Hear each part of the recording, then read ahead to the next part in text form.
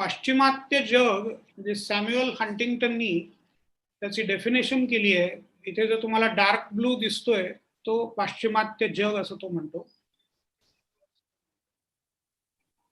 पाश्चिमात्यांनी सगळं जग स्वतःच्या ताब्यात घेतलं, वसाहती निर्माण केल्या. 1492 पासून त्याला सुरुवात झाली. पाश्चिमात्य राजकीय विचार हा जेत्यांचा विचार, ग्रीक संस्कृतीपासून त्याला सुरुवात झाली. नगर राज्य आणि प्रत्यक्ष लोकशाही हे त्यांचं वैशिष्ट्य. सॉक्रेटिसचं एक प्रसिद्ध पेंटिंग आहे,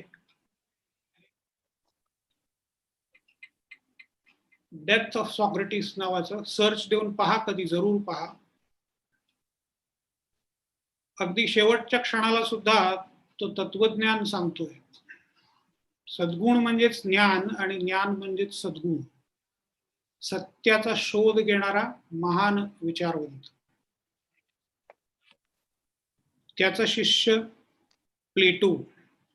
आदर्श राजा, अकॅडमी, शिक्षणाची त्याची पद्धत. अरिस्टॉटल प्लेटोचा शिष्य. त्याने प्लेटोच्या विचारांना विरोध केला, एक वेगळी शास्त्रीय पद्धती मांडली. हे त्याचं सायकल ऑफ गव्हर्नमेंट. राजेशाही, हुकुमशाही, अल्पजनसत्ता, प्रत्येक वेळेला क्रांती होते आणि व्यवस्थेमध्ये बदल होतो.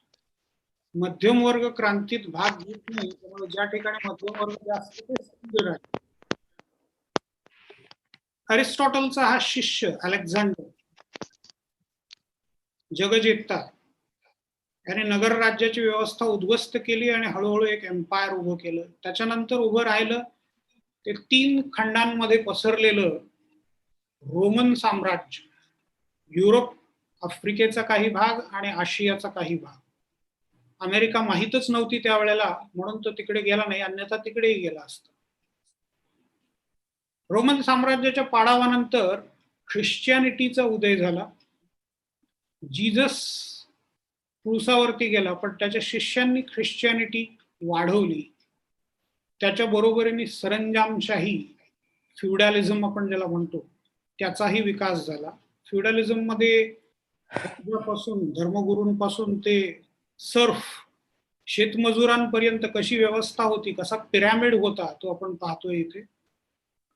आणि या सगळ्याचा अंत झाला आणि रेनेसां, रिबर्थ फ्रेंच शब्द आहे, पुनर्जन्म झाला माणसाचा. असं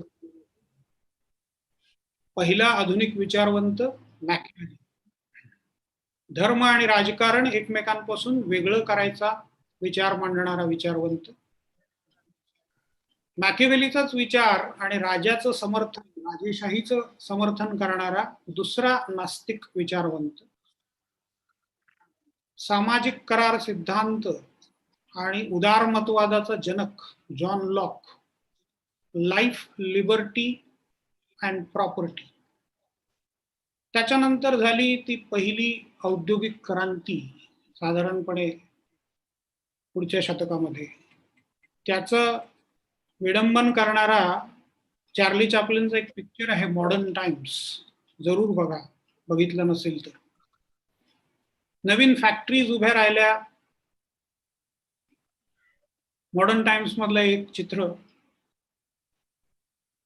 बघण्यासारखा सिनेमा आहे.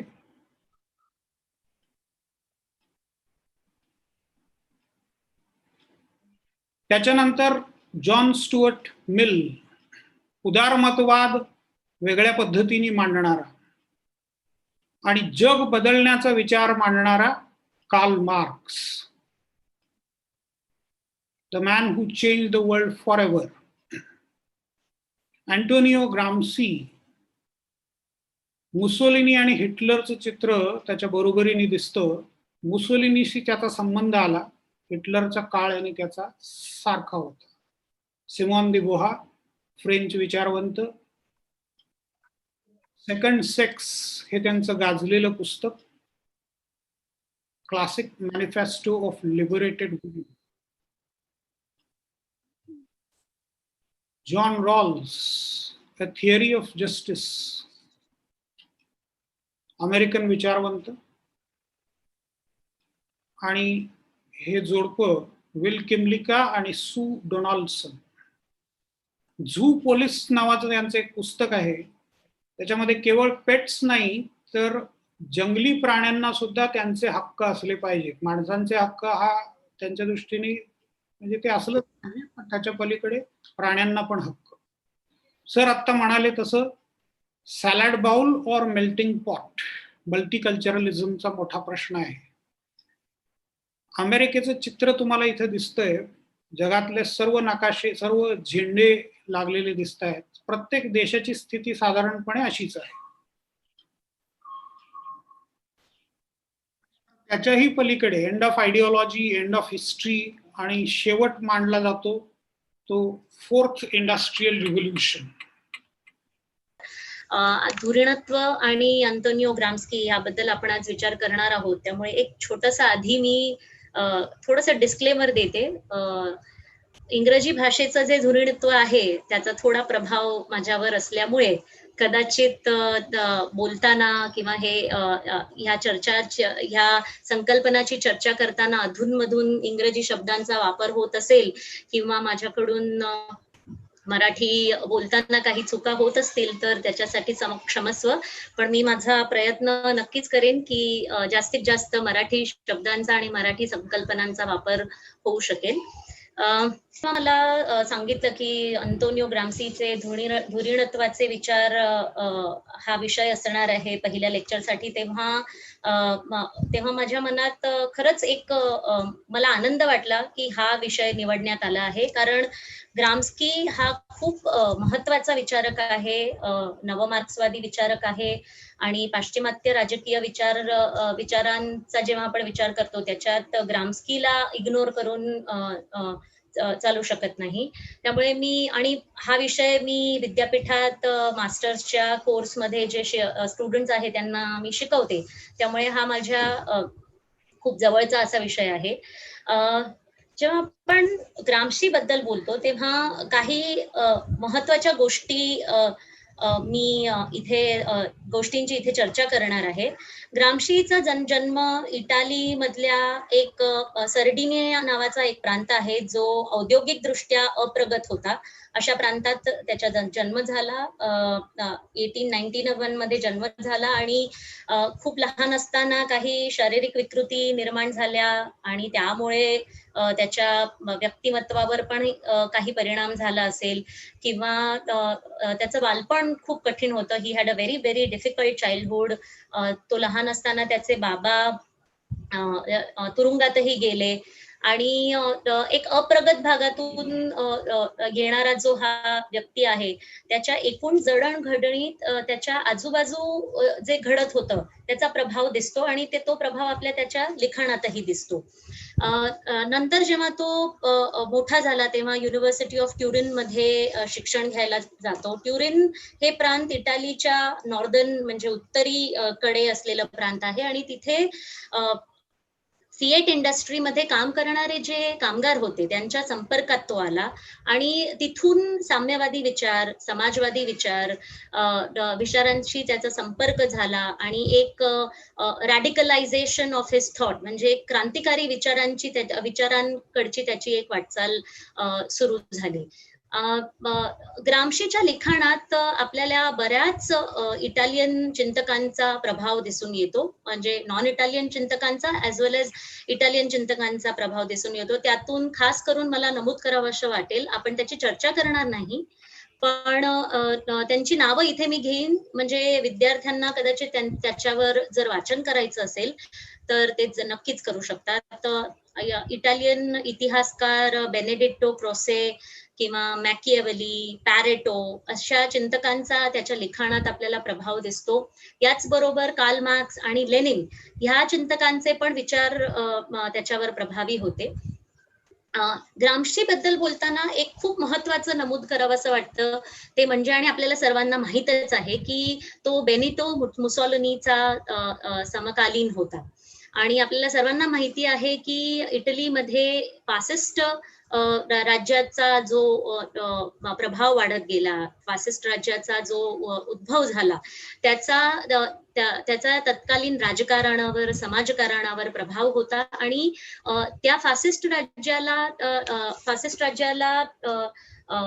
रिव्होल्ट करण्यासाठी किंवा त्याच्यावर बोलण्यासाठी अनेक चिंतक पुढे आले. त्यातलाच एक म्हणजे बेनिटो मुसोलिनी. त्याचं जे समाजवादी आणि साम्यवादी विचारांबरोबरच कंपॅनियनशिप होतं, त्यामुळे त्याची एक वेगळी विचारसरणी तयार झाली आणि ती वेगळी अशासाठी आहे कारण पारंपरिक साम्यवादी किंवा पारंपरिक मार्क्सवादी विचारांचा त्यांनी पुन्हा विचार केला आणि त्यातून काही नवे कॉन्सेप्ट, काही नव्या संकल्पना तो आपल्या पुढे मांडतो आणि म्हणूनच पाश्चिमात्य राजकीय विचार आणि खास करून नवमार्क्सवादी विचारांच्या कॉन्टेक्स्टमध्ये मुसोलिनी हा सर्वात जास्त अंतर्दृष्टा, चिंतनशील आणि नाविन्यपूर्ण असा चिंतक मानला जातो. आजच्या माझ्या या लेक्चरमध्ये काही महत्वाच्या त्याच्या संकल्पना ज्याच्याबद्दल मी बोलणार आहे आणि त्या माझ्या पीपीटीवर तुम्हाला दिसतही असतील की रूढीवादी मार्क्सवाद आणि किंवा पारंपरिक मार्क्सवाद आर्थिक नियामकतावादवर भर करतो, त्याची तो टीका करतो आणि तो स्वतः थिअरी आणि प्रॅक्टिस सिद्धांत व कृती ह्या संकल्पनाला पुढे घेऊन जाणारा होता. तो स्वतः एक ऍक्टिव्हिस्ट होता आणि त्याने बऱ्याच कॉन्सेप्टचं थिअरायझेशन पण केलं. तर हे जे त्याने केलं त्यामुळे तो एक ऍक्टिव्हिस्ट थिंकर असंही आपण त्याला मानू शकतो आणि त्याच्या या विचारांची मी इथे चर्चा करणार आहे. त्याच्यात राजकीय क्षेत्राचे महत्व किंवा पॉवर रिलेशन, सत्ता संबंधांवरचे त्याचे विवेचन आणि खास करून त्याची जी संकल्पना धुरीणत्व ही संकल्पना ज्याप्रमाणे त्याने एक्सप्लेन केली. मार्क्सवादी विचारांमध्ये राज्य आणि नागरी समाजाचा विचार खूप सखोलपणे केला गेलेला नाहीये किंवा त्याचा विचार ज्या पद्धतीने केला गेला त्याला एक वेगळ्या चष्म्यातून, एक वेगळ्या अँगल मधून बघण्याचा ग्राम्स्कीने प्रयत्न केला. आणि मला सर्वात जास्त जी महत्वाची संकल्पना त्याच्या लिखाणातली वाटते आणि मला आवडतेही ती म्हणजे ऑर्गॅनिक इंटेलेक्च्युअल, संघटनात्मक बौद्धिकांची जी भूमिका आहे कुठल्याही समाजात. जर त्या समाजात बदल घडवून आणायचा असेल, जर त्या समाजात रिफॉर्म्स आणायचे असतील तर त्या बौद्धिकांची भूमिका, संघटनात्मक बौद्धिकांची भूमिका ही खूप महत्वाची आहे, ज्याच्यावर ग्राम्सी बोलतो आणि ह्या सगळ्यांची चर्चा आपण ह्या आजच्या लेक्चरमध्ये थोडक्यात करणार आहोत. तो ज्या काळात वावरत होता, तो ज्या काळात लिहत होता त्याची मी एक पूर्वभूमिका तुम्हाला दिली की फासिस्ट इटलीमध्ये तो काम करत होता आणि त्याच्या क्रांतिकारी विचारांमुळे तो डेफिनेटली नावडता झाला होता. आणि Benito Mussolini once said that we must prevent this mind from thinking. आणि हे वाक्य मला खूप आजच्या परिप्रेक्ष्यातही खूप महत्वाचं वाटतं कारण फासिस्ट विचारांकडे ज्या लोकांचा, ज्या व्यक्तींचा किंवा ज्या सत्ताधारी पक्षांचा किंवा ज्या वर्ग समूहाचा कल असतो त्या लोकांना विचार करणारी माणसं किंवा प्रश्न विचारणारी माणसं किंवा सत्य बोलणारी माणसं ही आवडत नाही किंवा ते त्यांना खूप घाबरतात. आणि म्हणून कदाचित अशा लोकांना बेनिटो मुसोलिनी सारखे किंवा तत्सम लोक तुरुंगात टाकतात आणि त्यालाही तुरुंगात टाकण्यात आले 1926 मध्ये. आजही अशा प्रकारच्या घटना आपल्या आजूबाजूला घडतात कारण अशी विचारी लोक, अशी चिंतनशील लोक जेव्हा काही सत्य समाजासमोर घेऊन येतात आणि ते सत्य जर अनकम्फर्टेबल असेल तर लोकांना असं वाटतं की दाभोळकरांची हत्या केली पाहिजे, गौरी लंकेशची हत्या केली पाहिजे किंवा Teltumbde must be behind the bars, ते त्यांना तुरुंगात टाकलं पाहिजे कारण हे जर बोलले तर एक वेगळा विचार किंवा एक वेगळी विचारसरणी जन्माला येऊ शकते. जेव्हा त्याला तुरुंगात टाकण्यात आलं तेव्हा त्याने of course you can not prevent anybody from thinking even if you put them behind the bars. त्यामुळे तुरुंगातही त्याने स्वतःचं लिखाण, स्वतःचं चिंतन सुरूच ठेवलं आणि त्यातून मोर दॅन 3,000 पानांच्या वर अशा टीपा वेगवेगळ्या विषयांवर, वेगवेगळ्या प्रश्नांवर त्याच्या टीपा आता आपल्याकडे अवेलेबल आहेत. त्याच्या मृत्यूच्या जवळपास 10 वर्षानंतर ह्या सगळ्या टीपांचं प्रकाशन झालं and they are very well known as prison notebooks by Antonio Gramsci. त्याचबरोबर जसं मी आधी म्हणाले की त्याच्यावर मॅकेवेलीचा प्रभाव होता. तर मॅकेवेलीचं जे पुस्तक प्रिन्स आहे त्याचं एक रिइंटरप्रिटेशन इन मॉडर्न कॉन्टेक्स्ट, समकालीन त्याच्या समकालीन प्रश्नांच्या संदर्भात त्याने केलं आणि मॉडर्न प्रिन्स नावाचं एक पुस्तक त्याने लिहिलं. पण ह्या सगळ्याच बरोबर जसं मी आधी म्हणत होते की तो नवमार्क्सवादाचा जनक आहे, कारण त्याने मार्क्सवादी विचारांचा फेरविचार केला, त्याची पुनश्च मांडणी केली आणि मार्क्सवादी विचारांमध्ये जर काही त्याला त्रुट्या आढळल्या किंवा त्या विचारांना समकालीन संदर्भात कसं पुढे घेऊन जाऊ शकतो आपण, त्याचा तो विचार करतो. त्या संदर्भात आधी म्हणजे म्हणूनच मला असं वाटतं की आपण एकदम थोडक्यात मी मार्क्सवादी विचार आणि ग्राम्सीचं त्यातलं कॉन्ट्रीब्युशन ह्याचं पण डिस्कशन करावं असं मला वाटतं. आपल्याला सर्वांना माहिती आहे की Karl Marx is someone whom you may love or hate but you cannot ignore, कारण त्याने इतिहासाची जडणघडण, समाजातील वेगवेगळे रिलेशन्स अँड पर्टिक्युलरली उत्पादन संबंध, रिलेशन्स ऑफ प्रोडक्शन, ह्या सगळ्यांचं जे विवेचन केलं आहे ते खूप मूलगामी आहे आणि म्हणूनच वी से दॅट त्याच्या तिथपासून एक वेगळ्या जगाची निर्मिती होते. त्याच्या विचारांमध्ये आपल्याला आर्थिक नियामकतावादवर भर दिसतो, that those who control the means of production, ज्यांच्या हातात संसाधनं असतात ते समाज कंट्रोल करतात आणि ह्या आर्थिक नियामकतावादांमधून वर्गसंघर्ष किंवा जो शोषित वर्ग असतो, खास करून जो प्रोलेटेरियन वर्ग, कामगार वर्ग, ह्यांचं जे शोषण होतं आणि त्या शोषणामधून जरी त्या कामगारांच्या म्हणजे जसं मार्क्स म्हणतो की they are blinded to their own exploitation, म्हणजे त्या ज्या मिथ्या जाणीवा आहेत त्यातून ते एकेकाळी तरी बाहेर येतील आणि एक सशस्त्र क्रांती होईल असं त्याने भाकीतही केलेलं होतं की साम्यवादी विचार आणि समाजवादी विचारांचा पुरस्कार करून कामगार वर्ग कॅपिटलिस्ट राज्याला, जो भांडवलशाही राज्य आहे त्यासमोर क्रांती करून एक नवीन समाज व्यवस्था, एक नवीन समाजाची निर्मिती करू शकतो. पण मार्क्सच्या गेल्यानंतर ज्या पद्धतीने भांडवलशाही राज्यांची प्रगती होत राहिली किंवा ते स्थिरावत राहिले, त्यानंतर काही महत्वाचे प्रश्न मार्क्सवादी विचारकांच्या समोर आले. एक सर्वात महत्वाचा प्रश्न म्हणजे की मार्क्सच्या भाकिताप्रमाणे जी समाजक्रांती, सशस्त्र क्रांती व्हायला हवी होती भांडवलशाही राज्यांमध्ये, खास करून युरोपच्या फ्रान्स, इटली, जर्मनी,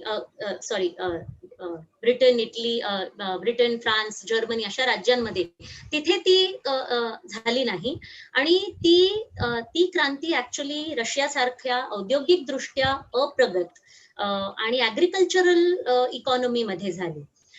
त्याचं एक कारण असंही असू शकेल, म्हणजे त्याला एका वेगळ्या दृष्टीने जर बघायला गेलो तर आपल्याला सर्वांना माहिती आहे की बोल्शेविक क्रांती जी झाली रशियामध्ये 1917 मध्ये, त्यामागे लेनिनचं विजनरी नेतृत्व, दूरगामी नेतृत्व हे खूप महत्वाचं फॅक्टर आहे, ज्याला आपण नाकारू शकत नाही. लेनिन स्वतः मार्क्सच्या विचारांना एका वेगळ्या चष्म्यातून बघण्याचा प्रयत्न करतो आणि तो असं म्हणतो की प्रगत भांडवलशाही देशांमध्ये क्रांती घडली नाही. त्याचं एक महत्वाचं कारण की कामगार हे आपसुकच उत्स्फूर्त कुठल्याही क्रांतीसाठी उभे राहू शकत नाही.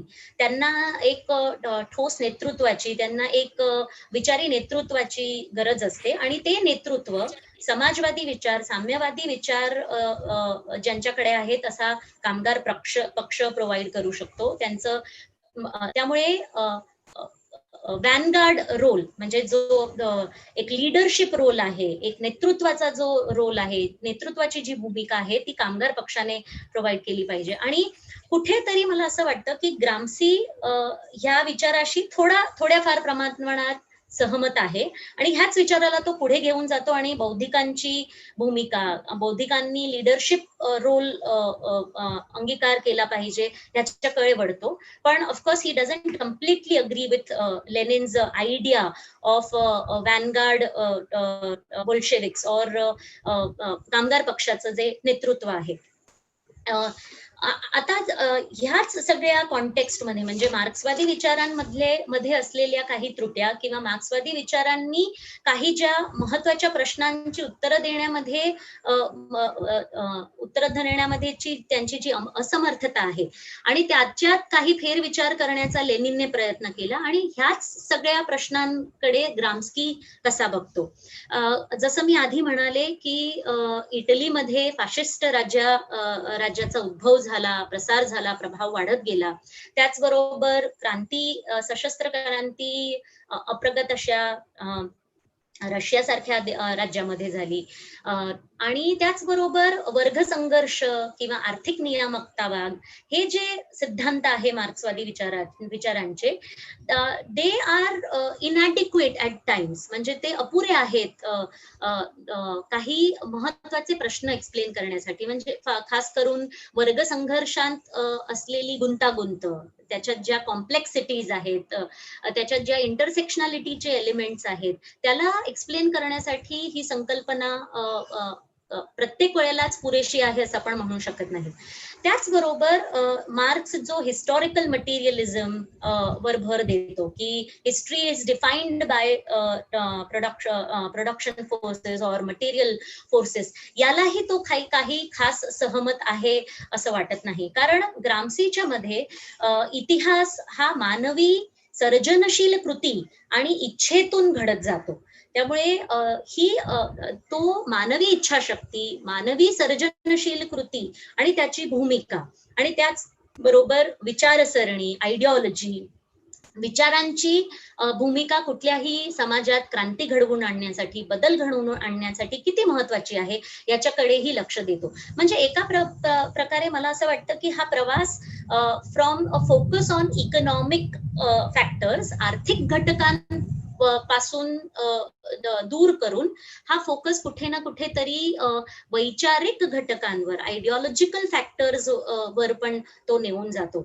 आणि जसं मी माझ्या पुढच्या स्लाइडमध्ये एक मुद्दा मांडला होता की तो पॉलिटिकल स्पेस, राजकीय क्षेत्र ह्याची भूमिका जास्त हायलाइट करतो, त्याच्याकडे जास्त लक्ष देतो. आणि त्याचबरोबर ग्राम्स्कीच्या मते ग्राम्सी ट्राईड टू री-एक्सप्लेन इकॉनॉमिक डिटर्मिनिझम, त्याची टीका करतो आणि तो असं म्हणतो की सत्ताधारी जो वर्ग असतो तो सतत फक्त आर्थिक संसाधनांच्या वर्चस्वामुळे किंवा त्याच्यावर असलेल्या त्यांच्या मालकी हक्कामुळे कुठल्या एका वर्गाचं शोषण कंटिन्युअसली करू शकत नाही, ते शक्यही नाही. जर त्यांना स्वतःची सत्ता टिकवायची असेल, स्वतःची सत्ता कायम ठेवायची असेल तर त्यांना ह्याच्या व्यतिरिक्तही काही भांडवल लागतं. म्हणजे ऑफकोर्स भांडवलशाही टिकते कशी आणि भांडवलशाही का टिकते, ती प्रक्रिया कशी पुढे होत नेत जाते त्याच्यावर विचार ग्राम्शी करतो. आणि तो विचार करताना विचारसरणी, मानवी इच्छा, त्याची सर्जनशील कृती, मानुषत्वाचा विकास कसा होतो त्याकडे ग्राम्सीचं फोकस आहे. आता ग्राम्शीने जी महत्वाची एक संकल्पना मांडली आणि ज्याच्या विचार आपण आज करणार आहोत ती म्हणजे धुरीणत्व. तर त्याकडे वळण्याच्या आधी मी एक थोड्या मिनिटात असं मला वाटतं की राज्यशास्त्रात आपण ज्या महत्वाच्या प्राथमिक संकल्पनांचा विचार करतो, कारण प्रभुत्व किंवा धुरीणत्व ह्या ज्या संकल्पना आहेत, या दोन ज्या ह्या ज्या संकल्पना आहेत, प्रभुत्व हा शब्द मी अशोक चौक्षाळकर सरांच्या नवमार्क्सवाद ह्या आर्टिकलमध्ये पण वाचला, त्यामुळे मी धुरीणत्व किंवा प्रभुत्व असे दोन शब्द मला सापडले हेजिमनीसाठी, त्यामुळे त्या दोन शब्दांचा आपण वापर करू शकतो. तर धुरीणत्व समजण्यासाठी, प्रभुत्व समजण्यासाठी आपल्याला पॉवर रिलेशन्स समजणं किंवा त्या ज्याला आपण सत्ता संबंध म्हणू शकतो, हे समजणं पण खूप महत्वाचं आहे. त्यामुळे पटकन आपण त्याच्याकडे एक त्याची उजळणी करून घेऊया.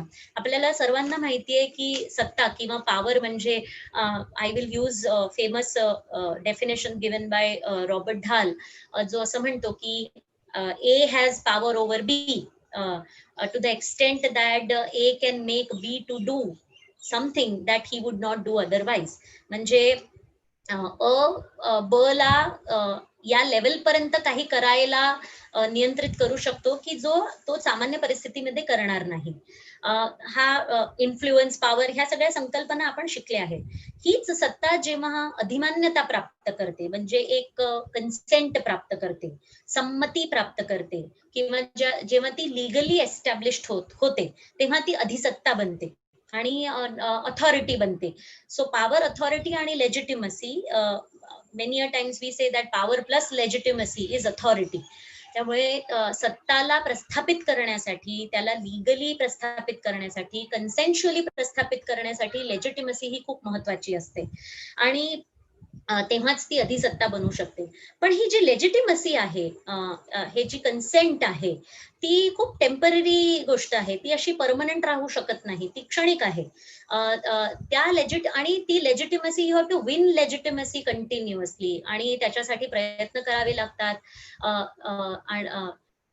आणि सत्ता संबंधांच्या कॉन्टेक्स्ट मध्ये जेव्हा ग्रामसी विचार करतो, तेव्हा तो हे मांडण्याचा प्रयत्न करतो की जो सत्ताधारी वर्ग आहे, खास करून जो भांडवलशाही वर्ग आहे, भांडवलशाही जे राज्य आहे, ते स्वतःची सत्ता टिकवण्यासाठी फक्त त्यांना अधिमान्यता मिळून चालत नाही. म्हणजे ते फक्त लोकांवरचं त्यांचं आयडिओलॉजिकल कंट्रोल, लोकांच्या मानसावरचं त्यांचं वैचारिक नियंत्रण, हा त्यात खूप महत्वाचा भाग असतो.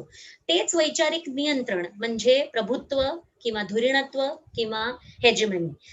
आणि नंतर ग्रामसी ट्राईज टू एक्सप्लेन की धुरीणत्व कशा पद्धतीने काम करतं. म्हणजे आपल्याला सत्ता संबंधांच्या कॉन्टेक्स्ट मध्ये धुरीणत्व कडे लक्ष दिलं पाहिजे किंवा त्याचा विचार त्या कॉन्टेक्स्ट मध्ये केला पाहिजे की how power functions, how power is stabilised, त्याला स्थिरता कशी प्राप्त होते आणि ते टिकवण्यासाठी कशा पद्धतीने सत्ताधारी वर्ग प्रयत्न करतो.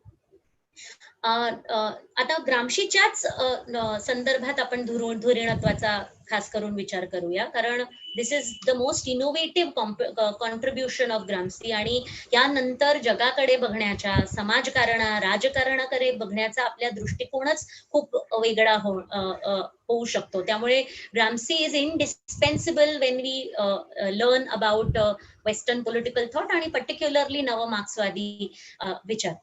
धुरीणत्व हा शब्द एक माहिती म्हणून सांगते की एजेमन ह्या ग्रीक शब्दापासून निर्माण झालेला आहे आणि त्याचा एक साधारण अर्थ असा होतो लीडर.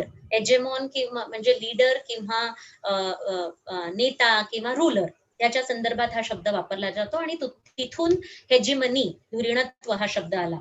सामान्य भाषेत धुरीणत्वाचा अर्थ असाही आपण करू शकतो की एका राज्याचे दुसऱ्या राज्यावर असलेले राजकीय वर्चस्व, पॉलिटिकल डॉमिनेशन, असाही एक अर्थ होऊ शकतो की.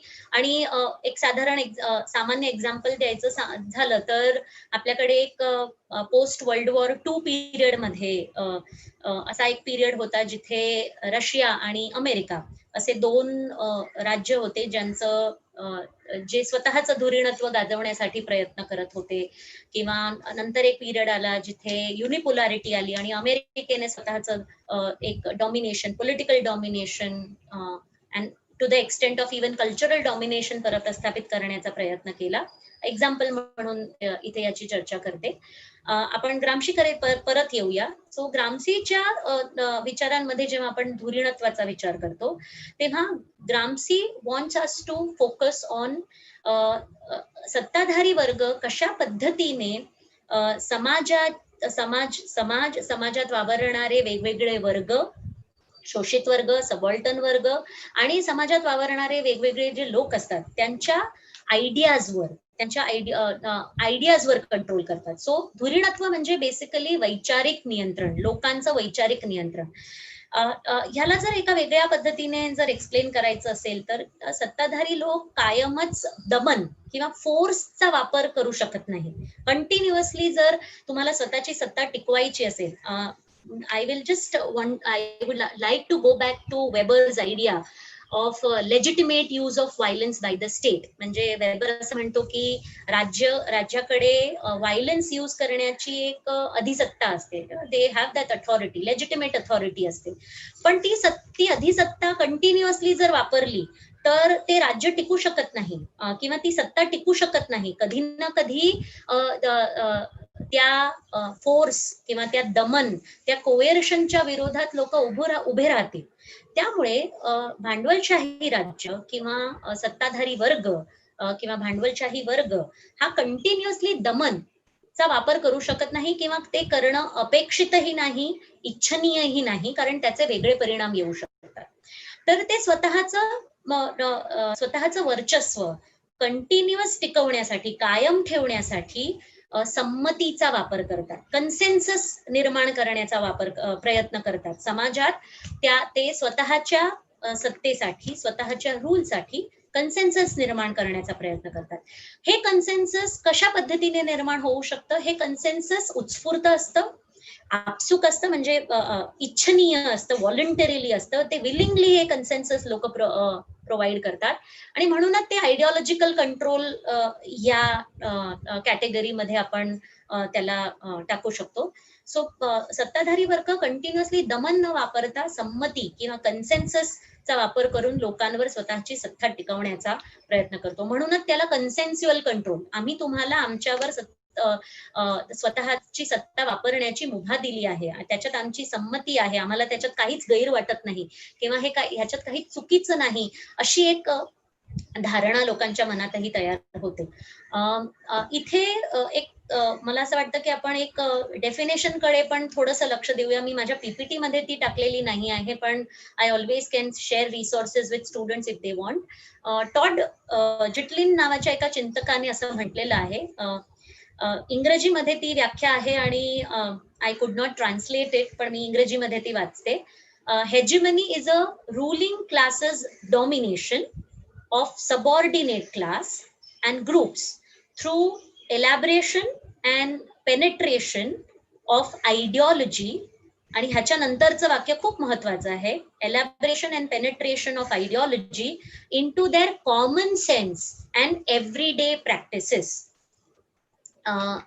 दमन विरुद्ध संमती, दमनचा वापर करणं टाळलं पाहिजे असं सत्ताधारी पक्षाला वाटतं. ते फक्त rarest of the rare cases मध्ये त्याचा वापर केला जातो आणि जेव्हा त्याचा वापर केला जातो तेव्हा असंच समजायचं की फासिस्ट सत्ताला एक वाव मिळतोय, फासिस्ट सत्ताला उदय मिळतोय.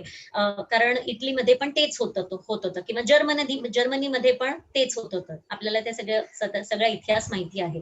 त्यामुळे आयडिओलॉजीच्या माध्यमातून, विचारांच्या माध्यमातून, आपल्या मानसिकतेवर नियंत्रण करून, आपल्या विचार करण्याच्या पद्धतीवर नियंत्रण करून सत्ताधारी वर्ग अशा पद्धतीचे विचार तयार करतात जे आपल्या कॉमन सेन्स मध्ये रुजतात, ते जिरतात.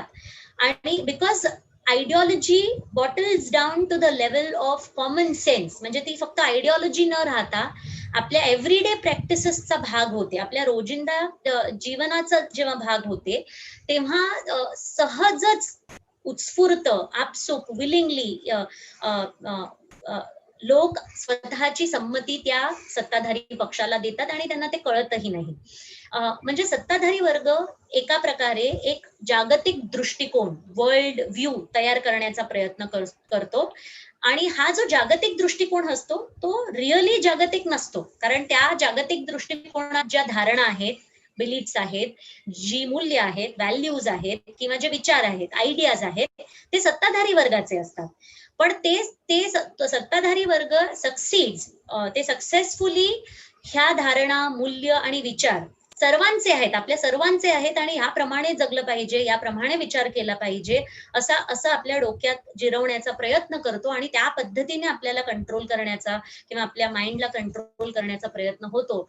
आणि ते जेव्हा होतं त्याला धुरीणत्व किंवा हेजिमनी म्हणतात. आणि हे खूपच इनविजिबल लेवलवर खूपच म्हणजे ते आपल्याला प्रत्यक्ष दिसत नाही, खूप अप्रत्यक्षरित्या हे समाजात होत असतं. आणि त्यातून त्या आयडिओलॉजिकल कंट्रोल मधून मॅन्युफॅक्चर्ड कन्सेंट निर्माण होते. म्हणजे कन्सेंट पण मॅन्युफॅक्चर केली जाते. मी जेव्हा हे लेक्चर एरवीही देते किंवा ह्या विचाराबद्दल जेव्हा विचार करते तेव्हा मला मॅन्युफॅक्चर्ड कन्सेंट हा जो शब्द आहे तो खूपच आवडतो. उत्पादित संमती, I don't know whether I have translated it correctly or not, पण कारण मॅन्युफॅक्चर हा जो शब्द आहे तो इंडस्ट्रियल रेव्होल्युशन मध्ये खूप महत्वाचा आहे. कारण large scale production, large scale manufacturing in industries, जिथे एक टेबल एकाच मापाचं, एकाच कलरचं किंवा एकाच प्रकारचं हजारोच्या संख्येने आपण मॅन्युफॅक्चर करू शकतो, अशी आपल्याकडे टेक्नॉलॉजी आली आणि तिथून तो जो भांडवलशाहीचा प्रवास पुढे होत गेला. त्याच संदर्भात मला कन्सेंट ही भांडवलशाही राज्य मॅन्युफॅक्चर करू शकते, असं मला ते कनेक्ट करावंसं वाटतं की विचार, अशा पद्धतीचे विचार भांडवलशाही राज्य आपल्या मनावर बिंबवण्याचा, आपल्या विचारसरणीमध्ये रुजवण्याचा प्रयत्न करतात, की आपली जी कन्सेंट आहे ती उत्स्फूर्त असते आणि ती एका रीतीने मॅन्युफॅक्चरही केली जाते. And this manufactured consent is produced, reproduced regularly, so that सत्ताधारी वर्ग स्वतःचं धुरीणत्व, स्वतःची हेजिमोनी टिकवू शकते, स्वतःची सत्ता टिकवू शकते. कारण फक्त सत्ता प्राप्त करून त्याला अधिसत्तेचं स्वरूप देऊन त्याला चिरकाळ टिकवणं, त्याला कायम ठेवणं हे शक्य नाही. कारण त्याच्यात कदाचित कोएर्शन किंवा फोर्सचा वापर शक्यतो करावा लागेल आणि ते चिरगामी होत नाही. त्यामुळे कन्सेन्सस मॅन्युफॅक्चरिंग ही जी प्रक्रिया आहे त्याच्याकडे ग्रामशी आपल्याला महत्व किंवा त्याच्याकडे आपलं लक्ष वेधतो. ह्याच विचाराला पुढे इतर नवमार्क्सवादी विचारकांनी किंवा इतर विचारकांनीही डेव्हलप करण्याचा प्रयत्न केलाय. मी फक्त एक रेफरन्स म्हणून फुकोचं नाव इकडे टाकलेलं आहे, जो डिस्कोर्स बद्दल बोलतो, म्हणजे कंट्रोल थ्रू नॉलेज क्रिएशन. ज्या विद्यार्थ्यांना फुको बद्दल काही पुढे वाचन करायचं असेल, म्हणजे हेजिमनीच्या संदर्भात आणि हेजिमनी सारखे, धुरीणत्व सारखे काही जे दुसऱ्या ज्या संकल्पना आहेत त्या संकल्पनांचा विचार या चिंतकांनी केला. त्याच्यात हर्बर्ट मार्क्यूज पण मला जो एक चिंतक आवडतो, ज्याने प्रगत भांडवलशाही राज्यांमध्ये जे मार्केटायझेशन, बाजारीकरण आणि कन्झ्युमरिझम, उपभोक्तावाद, ह्यामुळे एक वन डायमेन्शनल मॅन जो तयार होतो आणि त्यामुळे कशा पद्धतीने ती टिकून राहते, भांडवलशाही राज्य कसं टिकून राहतं, त्याचा खूप खोल विचार केलेला आहे. That book is also available online, तर आपण अशा पुस्तकांचा विचार करू शकतो. आता आपण ही जी हेजिमनी, धुरीणत्व जी संकल्पना ग्रामशी एक्सप्लेन करतो, त्याला थोडंसं आपण अजून पुढे घेऊन जाऊया. ग्रामशीचं एक खूप महत्वाचं कॉन्ट्रीब्युशन आणि योगदान म्हणजे ग्रामशीने पारंपरिक मार्क्सवादात पाया आणि अपर संरचना, म्हणजे बेज आणि सुपर स्ट्रक्चर, ह्या ज्या संकल्पनाचा विचार होतो, त्याला एक वेगळ्या दृष्टीने, त्याला एका वेगळ्या चष्म्यातून बघण्याचा प्रयत्न केला.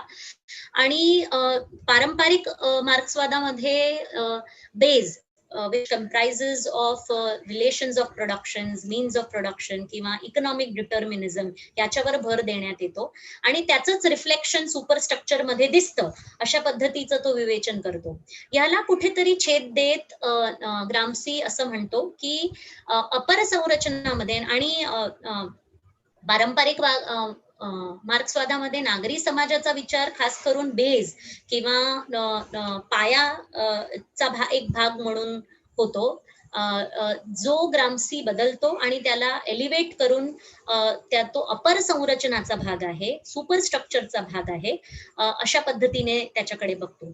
आता या बेज आणि सुपर स्ट्रक्चर जो डिवाइड आहे त्याच्यात अपर संरचनामध्ये पण दोन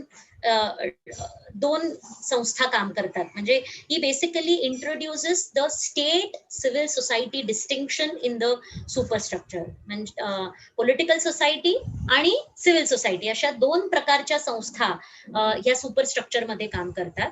आणि त्या सुपरस्ट्रक्चरचं महत्वही ग्रामशी आपल्याला समजावून सांगतो. आणि त्या सुपरस्ट्रक्चर मध्ये धुरीणत्व तयार होतं, त्या सुपरस्ट्रक्चर मध्ये विचारसरणी तयार होते, विचार तयार होतात, काही जागतिक मूल्य धारणा किंवा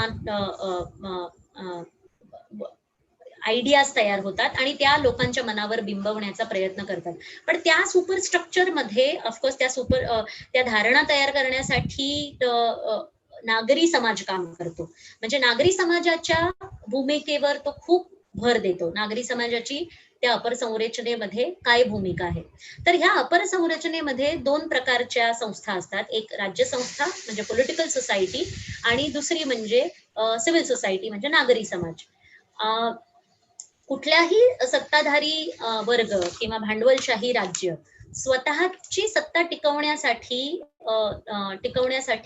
जसं मी आधी म्हणाले की थेट हिंसेचा किंवा दमन याचा वापर कंटिन्युअसली करून स्वतःची सत्ता कायम ठेवू शकत नाही. ते शक्यही नाही त्यांच्यासाठी. हावेवर राजकीय संस्था ज्या असतात आणि त्यांची विविध संस्थानं असतात ज्याला आपण ज्युरिडिको ऍडमिनिस्ट्रेटिव्ह ॲपॅरेटस म्हणतो, या संस्थांच्या माध्यमातून ते वेळोवेळी होत असतं. ह्याला आपण नाकारू शकत नाही. जेव्हा जेव्हा असं वाटत असेल की नागरी समाजाने तयार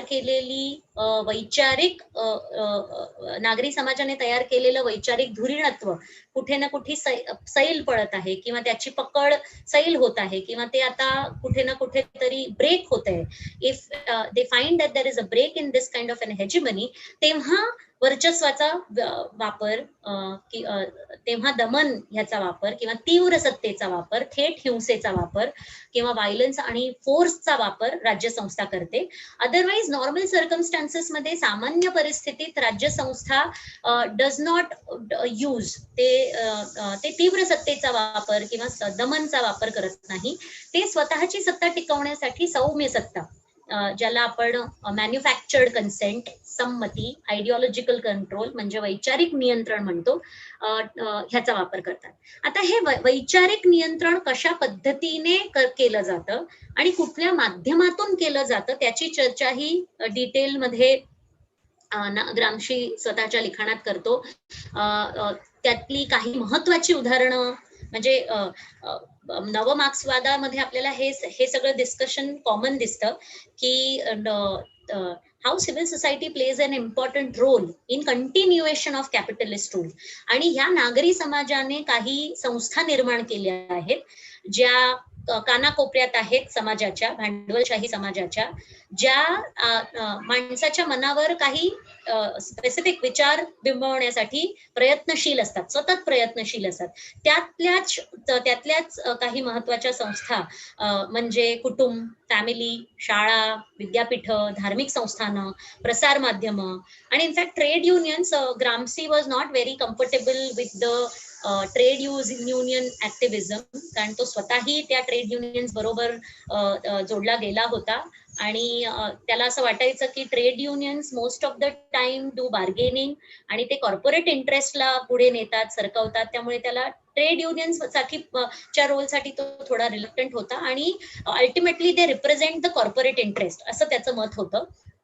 आणि ह्या सगळ्या संस्था, कुटुंब, शाळा, विद्यापीठ, धार्मिक संस्थानं आणि प्रसार माध्यम एका प्रकारची विचारसरणी तयार करण्याचा प्रयत्न करतात. तुम्हाला काही उदाहरणं जर सांप्रत कालामध्ये पण द्यायची झाली, ज्याच्यासाठी मी एक वेगळी स्लाइडही बनवली आहे आणि मी त्या स्लाइडची चर्चा पुढे करणार आहे, त्यामुळे मी आता ते एक्झाम्पल्स देत नाहीये की कशा पद्धतीने हे केलं जातं. पण एक जर आता या क्षणी एक उदाहरण देण्याचा प्रयत्न करायचा असेल, तर आपण जेव्हा शाळेत होतो तेव्हा आपल्याला शाळेमध्ये रांगेत चाला, म्हणजे walk in a queue, right.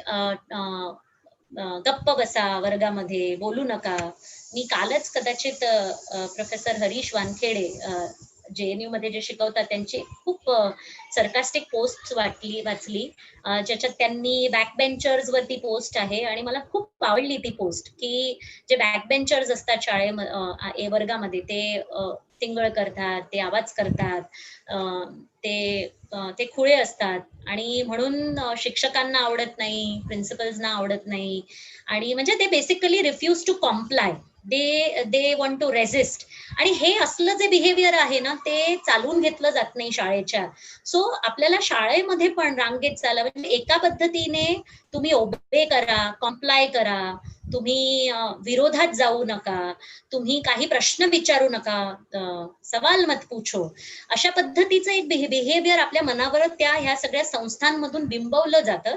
त्यामुळे जे सत्ताधारी जो वर्ग आहे त्याच्यासाठी जो प्रॉबेबल रेझिस्टन्स पण असू शकेल तो टाळता येऊ शकतो. आणि या संस्था विद्यापीठांमध्ये पण ते होत आहे.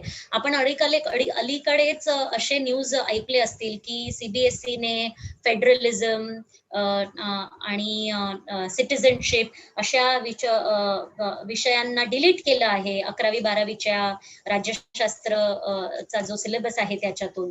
म्हणजे without entering into any political discussion at the moment, राजकीय आणि पक्षीय डिस्कशन मध्ये न आता घुसता, पण एक ह्या एक्झाम्पल मधूनही आपल्याला हे समजता येणार की लोकांनी काय विचार करावा, कसा विचार करावा, हे ह्या सगळ्या संस्थांमधून ठरवलं जातं किंवा हे ह्या सगळ्या संस्थांमधून पुढे नेण्याचा प्रयत्न नागरी समाजातल्या या संस्था करतात. आणि नागरी समाज हा बेसिकली ती कन्सेंट निर्माण करण्याची जागा आहे, जी भांडवलशाही राज्याला टिकवण्यासाठी खूप महत्वाची असते आणि इथेच धुरीणत्व निर्माण होऊ शकतं. ह्याच बरोबर आपल्याला हे लक्षात ठेवलं पाहिजे की हे जे धुरीणत्व आहे ज्याच्याबद्दल ग्रामशी बोलतो, ते धुरीणत्व परमनंट नाही. त्यामुळे ह्याच्यासाठी भांडवलशाही राज्याला खूप प्रयत्न करावे लागतात. सतत त्याच्यासाठी काही ना काही नवीन विचार त्या राज्याला पण पुढे आणणं हे खूप महत्वाचं असतं.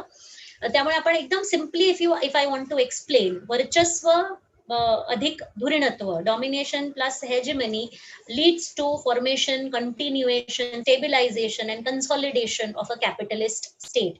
म्हणजे एखाद्या राज्याच्या वर्चस्वाला कायम ठेवण्यासाठी धुरीणत्व हे खूप महत्वाचं घटक आहे आणि त्याचा खूप डिटेलमध्ये विचार आपल्याला ग्रामशीच्या लेखनामध्ये मिळतो. जसं आत्ताच मी म्हणाले की धुरीणत्व हे शाश्वत नाही. धुरीणत्व is not permanent, is transient. त्याच्यासाठी भांडवलशाही राज्याला सतत समायोजन करावं लागतं. It has to be renegotiated and readjusted according to the changes. जे बदल समाजात होत आहेत किंवा एखादा वर्ग काही वेगळा विचार पुढे आणण्याचा प्रयत्न करतायत किंवा काही असे घटक आहेत ज्यांचा आवाज दाबला पाहिजे किंवा त्यांचा आवाज सामावून पण घेतला पाहिजे, ह्याच्याकडे पण त्याचं लक्ष असतं. आणि तिथूनच मला असं वाटतं की एक I will just make a reference to Gramsci's idea of passive revolution, ज्याच्यात त्या पॅसिव्ह रेव्होल्युशन मध्ये ग्रामसी असं म्हणतो की कॅपिटलिस्ट राज्य हा रिफॉर्मिस्ट अवतार धारण करतो. म्हणजे काही आर्थिक, सामाजिक, राजकीय बदल आणण्याचा प्रयत्न करतात. वन सच रिफॉर्मिस्ट अवतार was a introduction of welfare state. हा जो वेलफेअर स्टेट कॉम्प्रोमाइज होता तो बेसिकली अशा पद्धतीच्या क्रांतिकारी, साम्यवादी, समाजवादी विचारांना कुठेतरी ऑन एजेस ठेवण्याचा प्रयत्नच होता. आणि दॅट बेसिकली धुरीणत्व हे शाश्वत नसल्यामुळे भांडवलशाही राज्याला पण ते टिकवण्यासाठी प्रयत्न करावा लागतो. त्याच्यासाठी निगोशिएशन्स आणि अडजस्टमेंट करावे लागतात. ह्याच्यात सर्वात मोठं कॉन्ट्रीब्युशन ग्रामशीचं म्हणजे की बिकॉज धुरीणत्व शाश्वत नाहीये, म्हणजे ती कुठल्याही एका वर्गाची, कुठल्याही एका वर्गसमूहाची किंवा एका व्यक्तीची खाजगी मालकीही नाहीये. It can not be considered as a property, property or strategy of a particular class. कुठल्या एका क्लासच्या ची मक्तेदारी नाहीये त्याच्यावर. ह्याचा अर्थ प्रतिधुरीणत्व निर्माण होऊ शकते, ह्याची पॉसिबिलिटी आहे. आणि प्रतिधुरीणत्व निर्माण करणं हे खूप महत्वाचं होऊ शकतं. ते करण्यासाठी काय प्रयत्न केले पाहिजे, कशा पद्धतीचे प्रयत्न व्हायला पाहिजे, ह्याच्यावरही ग्रामशी विचार करतो आणि त्या रिलेटेड थिंकिंग आपल्याला त्याच्या प्रिझन नोटबुक्स मध्ये आढळतात. सो ग्रामसी असं म्हणतो की जे सबॉल्टन असतात, सबॉल्टन ह्या ही संकल्पना नंतर खूप वापरली गेली आहे. इनफॅक्ट सबॉल्टन स्टडीज हा एक पूर्ण वेगळा आता अकॅडमिक डिसिप्लिन म्हणून पुढे आलेला आहे. आणि Gramsci also uses the term subaltern. माझ्याकडे सबॉल्टन ग्रुप्स साठी एक प्रतिशब्द नव्हता, म्हणून आपण असं म्हणू शकतो की जे शोषित आहेत, वंचित आहेत, वर्षानुवर्ष ज्या लोकांना दाबलं गेलेलं आहे, ज्यांचा आवाज पुढे येऊ नये याचे प्रयत्न झाले, असे जे वर्ग आहेत, या वर्गाने पुढे येऊन प्रतिधुरीणत्व निर्माण करण्यासाठी प्रयत्न केले पाहिजे. त्याच्यात नक्कीच निश्चितच कामगार वर्ग, प्रोलेटेरियन क्लास, वर्किंग क्लास एक महत्वाची भूमिका बजावेल. आणि because he doesn't agree with Marx's direct revolution, त्यामुळे तो असं म्हणतो की वॉर ऑफ अटॅक, डायरेक्ट अटॅकच्या आधी हा जो शोषित वर्ग आहे, हा जो सबॉल्टन वर्ग आहे किंवा जो कामगार वर्ग आहे, जो दाबला गेलेला वर्ग आहे, त्याला war of positions should be fought with ideology. एक नवी आयडिओलॉजी, एक नवी विचारसरणी किंवा एक क्रांतिकारी विचारसरणी, याच्या माध्यमातून ते प्रतिधुरीणत्व निर्माण होऊ शकतं. आणि ते निर्माण करण्यासाठी ग्रामस्की एक महत्वाचं सजेशन देतो की ह्या सगळ्या ग्रुप्सने एकत्र येऊन अलायन्सेस किंवा कोइलेशन, ज्याला आपण युती म्हणू शकतो, कारण त्यांचे they all have to fight against a capitalist state, fight against a fascist state, or fight against a state that dominates, that wants to continue its domination. आणि ते डॉमिनेशन कुठे ना कुठेतरी झटकारण्यासाठी प्रयत्न जर करायचे असतील तर ह्या सगळ्या ग्रुप्सनी एकत्र येऊन युती केली पाहिजे. ह्याच बरोबर, म्हणजे ह्या युती बरोबर जसं मी आधी म्हणाले होते की ग्रामशी हा थिअरी आणि प्रॅक्सिस, सिद्धांत व कृती, या दोन्ही संकल्पनांवर भर देतो. त्यामुळे प्रॅक्सिसचा भाग जो मी आधी सांगितला की प्रतिधुरीणत्व हे तयार करण्यासाठी कामगार वर्गाने पुढाकार घेणं किंवा सबॉल्टन ग्रुप्सनी पुढे येऊन पुढाकार घेणं हे महत्वाचं आहे. आणि थिअरीच्या लेवलवर बौद्धिकांची भूमिका पण खूप महत्वाची आहे कुठल्याही समाजात. आणि खास करून बौद्धिक जी असतात, जी विचारी लोक असतात, जे इंटेलेक्च्युअल्स असतात समाजातले, ते नवीन कॉन्सेप्ट, नवीन आयडियाज, नवीन धारणा लोकांना प्रोव्हाइड करण्याची त्यांच्यामध्ये क्षमता असते. तर ह्यांच्या भूमिकेवर तो भर देतो. And this is what is very close to my heart. आणि तो ह्या बौद्धिकांमध्ये पण दोन प्रकारच्या बौद्धिकांची चर्चा करतो. एक प्रकारचे बौद्धिक असतात जे ट्रेडिशनल बौद्धिक आहेत, जे पारंपरिक आहेत. त्यांना अशी चुकीची समज असते की आम्ही एक वेगळा वर्ग आहोत, आम्ही एक वेगळे we are a different group from the state, but they are not in reality. आणि ते जे विचार पुढे आणतात किंवा ते ज्या पद्धतीने विचार करतात ते जैसे थे स्थिती, म्हणजे जी परिस्थिती जशी आहे तशीच पुढे कशी सरकत जाईल, ती कशी टिकेल, कशी कायम राहील, त्याच्यासाठी प्रयत्नबद्ध असतात. ते फार काही प्रश्न विचारत नाही किंवा फार काही एक्झिस्टिंग सोशल, इकॉनॉमिक आणि पॉलिटिकल सिस्टम बद्दल बोलत नाही, त्याच्या विरोधात बोलत नाही. So basically they are pro status को, जैसे ते स्थितीचं समर्थन करणारे काही बौद्धिक असतात. आणि असे बौद्धिक आपल्यालाही आपल्या आजूबाजूला खूप मिळतील आजच्या काळातही. ते काही वेगळं सांगण्याची मला गरज नाहीये आणि त्या एक्झाम्पल्सची चर्चा करणं हा आजचा विषयही नाहीये, पण आपण डेफिनेटली त्याच्यावर विचार करू शकतो.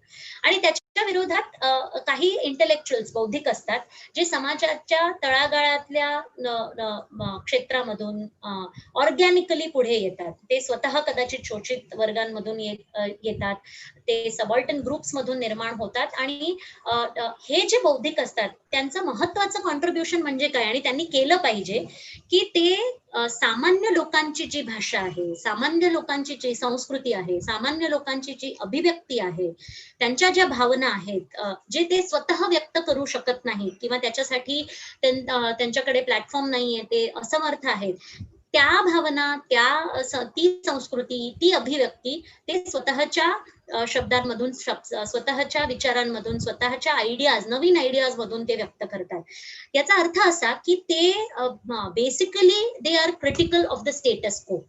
ते सत्य बोलण्याचा प्रयत्न करतात, ते प्रश्न विचारण्याचा प्रयत्न करतात, ते नवीन संकल्पना मांडण्याचा प्रयत्न करतात, ते टीका करतात आणि ही टीका बऱ्याचदा भांडवलशाही राज्याला पचनी पडत नाहीत आणि म्हणूनच कदाचित अशा लोकांना तुरुंगात टाका किंवा त्यांना मारून टाका किंवा त्यांना धमक्या द्या. एक छोटा जर जोक पण तुम्ही सांगितला तर तुम्हाला धमक्या येऊ शकतात.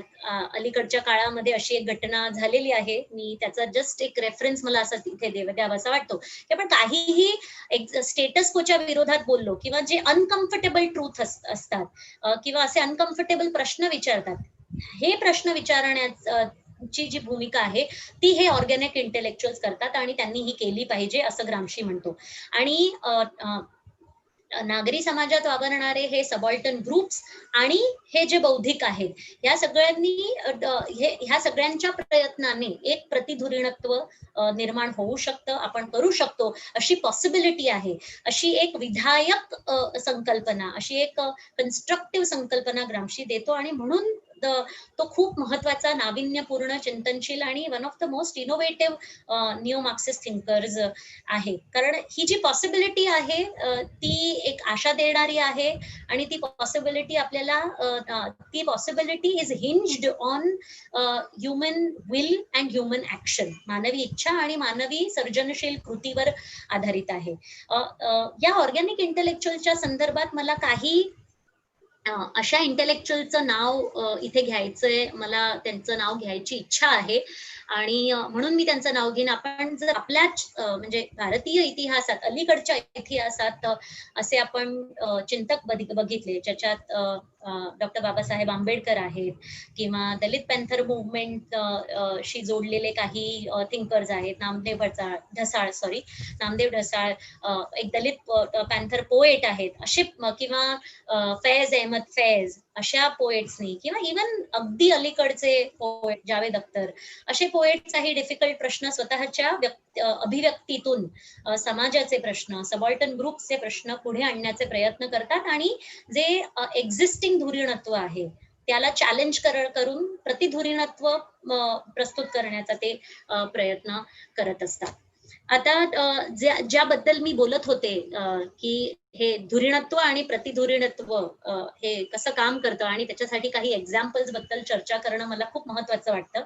आणि ह्या शेवटच्या 2-3 स्लाइड्स बद्दल चर्चा करून मी माझं लेक्चर इथे थांबवणार आहे. मी जे म्हणत होते की वैचारिक नियंत्रण, आयडिओलॉजिकल कंट्रोल कशा पद्धतीने तयार केलं होतं आणि त्या वेगवेगळ्या संस्था त्याच्यात काम करतात, ज्याच्यात फॅमिली एक रोल प्ले करतो किंवा युनिव्हर्सिटीज रोल प्ले करतात आणि त्या वेगवेगळ्या ideas are mooted in the society which basically controls the way we think, the controls we perceive, they control the way we perceive things. त्यातल्या काही पॉप्युलर अशा खूप संकल्पना आहेत, पण त्यातल्या काही पॉप्युलर संकल्पना इथे मी मांडण्याचा प्रयत्न केला आहे की एक मॅस्क्युलिनिटी म्हणजे पुरुष कसा असावा किंवा एक पुरुष कसा असला पाहिजे ह्याच्याबद्दल एक जो डॉमिनंट डिस्कोर्स आहे किंवा एक जी डॉमिनंट धारणा आहे जी आपल्या मनावर बिंबवली जाते सतत की पुरुषांनी रडू नये किंवा पुरुष हा खूप स्ट्रॉंग आणि संघर्ष करणारा असतो, तो फॅमिलीचं भरण पोषण करणारा असतो, किंवा एक अजून एक डिस्कोर्स आहे जो हेट्रोसेक्शुअलिटी बिकॉज नॉर्मलाइज झाली आहे आपल्या समाजात त्यामुळे तयार झालेला डिस्कोर्स म्हणजे homosexuality is unnatural or immoral, हे चुकीचं आहे असा जो एक, आणि त्यातून निर्माण होणारा होमोफोबिया हा जो एक विचार आहे, that also is basically an ideological control of our mind. किंवा जो मध्यम वर्ग, उच्च मध्यम वर्ग किंवा जो रिच क्लास जो आहे तो पॉवर्टीवर खूप चर्चा करतो, पण त्यांचं एक एकूण मत असं असतं की जी गरीब माणसं असतात ही सगळी आळशी माणसं असतात आणि म्हणून दे डिझर्व टू बी पुअर. असा पण एक डॉमिनंट आयडिया आहे जो जो जो आपल्या विचार पद्धतीला कंट्रोल करतो. किंवा सुंदरता म्हणजे काय ही आपल्यासाठी डिफाईन केली आहे आपल्या आजूबाजूच्या संस्थांनी, की गोरी गोरी पान फुलासारखी छान, दादा मला एक वहिनी आण. मला तर ह्या गाण्यामध्ये 2 प्रश्न पडतात. एक तर गोरी आणि दुसरं का वहिनीच आण. म्हणजे होमोसेक्शुअलिटी जेव्हा पुढे येत आहे तेव्हा गोरी आणि वहिनी या दोन्ही गोष्टी एक डॉमिनंट डिस्कोर्स मधला भाग आहे असं मला वाटतं. आणि अलीकडच्या काळात ज्याचा विचार सतत होतोय, की जर तुम्ही काही सरकारला प्रश्न विचारले, जर तुम्ही सरकारच्या विरोधात काही बोललात, जर तुम्ही सरकारला नावडतं काहीतरी लिहिता, बोलता, करता, तर लगेच तुमच्या डोक्यावर, तुमच्या कपाळावर अँटी नॅशनलचं जे लेबल लावलं जातं, ह्यांना पाकिस्तानमध्ये पाठवलं पाहिजे, ह्यांना माहित नाही चायनामध्ये काय घडतंय, किंवा तुम्ही जा दुसऱ्या देशांमध्ये म्हणजे तुम्हाला कळेल की भारतात किती चांगल्या परिस्थिती आहेत. अशा प्रकारचं जे एक डिस्कोर्स तयार करतात, हे सगळे आयडिओलॉजिकल कंट्रोलचे एक्झाम्पल्स आहेत आणि असे खूप इतर एक्झाम्पलही आपल्याला देता येऊ शकतात. असंच आयडिओलॉजिकल कंट्रोल मध्ये निर्माण झालेले जे प्रॉडक्ट्स आहेत, जे टेक्नॉलॉजी आहे, ज्या काही संकल्पना आहे त्यातूनही होतं. याची चर्चा करणं ह्या लेक्चरचा भाग नसून मी याच्या डिटेलमध्ये जाणार नाही. पण तर अमेरिका ऑल्सो, मी ज्या भाषेत अधूनमधून बोलते म्हणजे I am very sorry about it, but then आपल्याकडे काही शब्द इंग्रजी शब्दांसाठी प्रतिशब्द मिळवणं किती डिफिकल्ट आहे. आता मलाच या लेक्चरसाठी जेव्हा प्रिपरेशन करायचं होतं, it is very easy for me to give a lecture in English, but when it comes to giving a lecture in Marathi तेव्हा मराठी प्रतिशब्द सापडत नव्हते, मराठी रिसोर्सेस सापडत नव्हते, ते खूप डिफिकल्ट होतं. सो एका प्रकारे इंग्लिश आणि अमेरिकन कल्चरल हेजिमनी बद्दल पण आपण डिटेलमध्ये बोलू शकतो. आणि ग्रामशी जी आपल्याला होप दाखवतो की एक प्रतिध्वनित्व तयार करता येऊ शकतं आणि ती लोकांनी तयार केलेली आहे. त्यासाठी लोक प्रयत्न करतात, जरी ते इतके डॉमिनंट जर झाले नसतील तरीही काही त्यातले डॉमिनंट डिस्कोर्सेस झाले आहेत ऑलरेडी, पण ते प्रयत्न करू शकतो आणि ते लोकांच्या मनावर बिंबवण्याचे प्रयत्न ऑलरेडी सुरू आहेत. त्यातलंच एक महत्वाचं म्हणजे डार्क इज ब्युटिफुल, नंदिता दासची जी ही पूर्ण मुवमेंट आहे की stay unfair and stay beautiful, ह्याचं एक या पूर्ण मुवमेंटचं एक यश असं की अलीकडेच फेअर अँड लवली या क्रीम उत्पादकांनी फेअर हा जो शब्द आहे त्याला ड्रॉप करण्याचा निर्णय घेतला आणि तो निर्णय I welcome that decision, hope they stand by that decision. पण म्हणजे हा एक डिस्कोर्स बदलण्याचा प्रयत्न आहे, हा एक ज्या विचारांचं धोरणत्व आहे त्याला बदलण्याचा, त्याला चॅलेंज करण्याचा, त्याला एक रेजिस्ट करण्याचा प्रयत्न आहे. डॉक्टर आंबेडकरांनी पण तेच केलं की जातीवादी व्यवस्था आणि ब्राह्मणवाद आणि त्यामुळे होणारं शोषण आणि त्यामधून निर्माण होणारी जी पूर्ण व्यवस्था होती, how unjust and how unfair and unequal that entire system is, त्याच्याबद्दल एक पूर्ण डिस्कोर्स निर्माण केला. आणि त्याबद्दल बोलणारे अलीकडे आपल्याला असे फिल्म मेकर्सही आहेत जे अशा विषयांवर, ज्या विषयांना खूप जास्त मेनस्ट्रीम सिनेमामध्ये हाताळलं गेलं नाही आहे, आणि आय एम रिअली हॅपी की असे सिनेमे आता पुढे येत आहेत.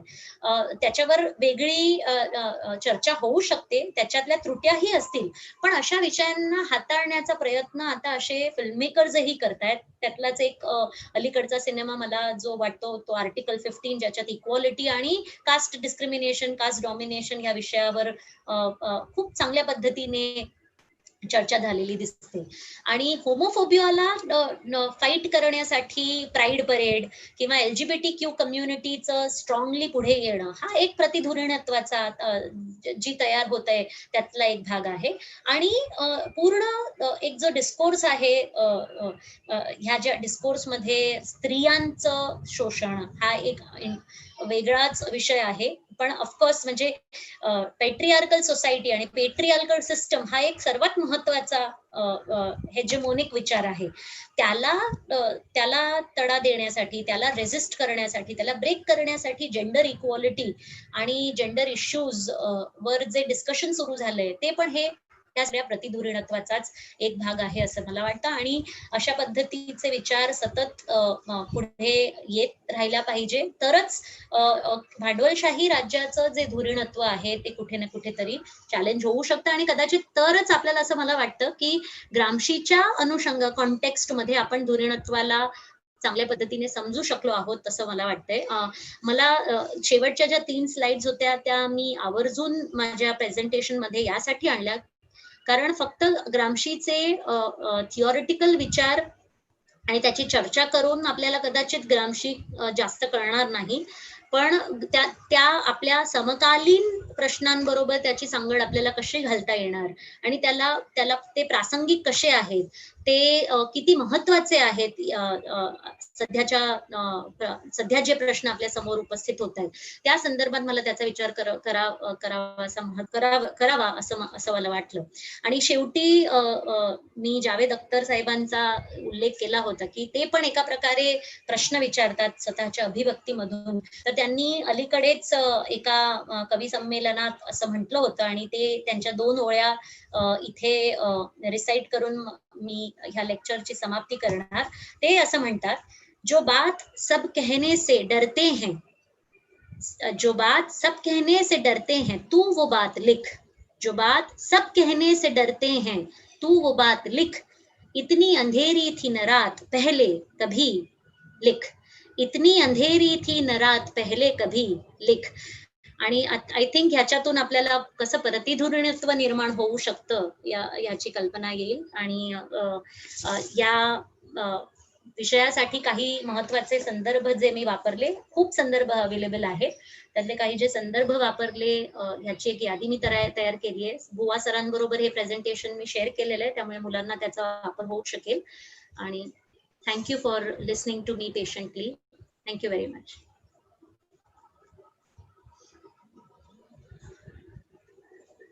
धन्यवाद मॅडम. खूप सुंदर विवेचन आपण केलं. अनेक मुद्द्यांना स्पर्श झाला. म्हणजे मराठी ही मातृभाषा नसताना इतकं सुंदर विवेचन मराठीमधून झालं. लोकांच्या मनावरचं नियंत्रण, सत्ता स्थिर करणं, कन्सेन्सस मॅन्युफॅक्चर करणं म्हणजे सहमती निर्माण करणं. धुरीणत्व हे कायमचं नसतं, ते कायम तुम्हाला रिॲडजस्ट करावं लागतं. कायम त्याच्यामध्ये नवीन नवीन गोष्टी आणाव्या लागतात, नवीन विचार लोकांच्या डोक्यात भरवावे लागतात. बुद्धिजीवी 2 प्रकारचे असतात, पारंपरिक आणि ऑर्गॅनिक इंटेलेक्च्युअल्स, ज्याला ग्रामसी ऑर्गॅनिक म्हणतो. ते जो समाजाशी ज्याची नाळ जोडलेली आहे. मला इथे सुमंत सरांची आठवण होते. ते जे बुद्धिजीवी म्हणजे प्राध्यापकी करणं, त्याच्या पलीकडे त्यांनी चळवळींमध्ये भाग घेतला, राज्यशास्त्राच्या विकासासाठी बराच प्रयत्न केला. मला वाटतं ऑर्गॅनिक इंटेलेक्च्युअल हे त्यांना सार्थ नाव देता येईल. अनकम्फर्टेबल क्वेश्चन्स विचारणं, अडचणीत आणणारे प्रश्न विचारणं. इंटेलेक्च्युअल्स 2 प्रकारचे, त्याच्यामध्ये हे स्पष्ट दिसतं की एक सरकारच्या बाजूने बोलणारे आणि एक अडचणीत आणणारे प्रश्न विचारणं. प्रतिधुरीणत्व निर्माण करणं. त्यानंतर तुम्ही समलैंगिक संबंध याचा पण, हा मुद्द्याचा पण उल्लेख केला. आणि ज्या समजुती निर्माण केल्या जातात, फेअर अँड लवलीचा उल्लेख तुम्ही केला. गरीब माणसं म्हणजे आळशी असतात, ते आळशी असतात म्हणूनच ती गरीब राहतात, अशी पण एक समजूत, आणि ती ठाम प्रत्येकाच्या मनामध्ये झालेली दिसते.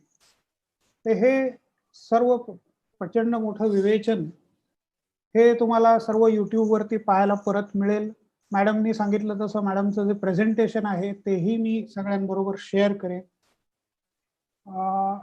एक प्रश्न मला आत्ता आलेला दिसतोय, तो प्रश्न आत्ता मी तुम्हाला विचारतो.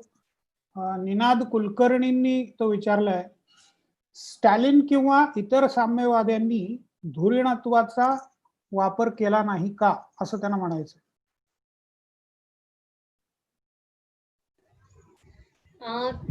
जर ग्रामशीच्या विचारांच्या कॉन्टेक्स्ट मध्ये आपल्याला स्टॅलिन आणि लेनिन बद्दल विचार करायचा असेल तर त्यांचं धुरीणत्व हे वेगळं होतं. पण ग्रामशी ज्या धुरीणत्वाबद्दल बोलतो that is basically an ideological control, वैचारिक नियंत्रण. Stalin used force, Stalin used दमन म्हणजे फोर्सचा वापर किंवा एका प्रकारे तो भांडवलशाही राज्याच्या जरी विरोधात आपल्याला दिसतो, पण साम्यवादी किंवा समाजवादी भांडवलशाही राज्याचीच रचनाकडे त्याची वाटचाल होती.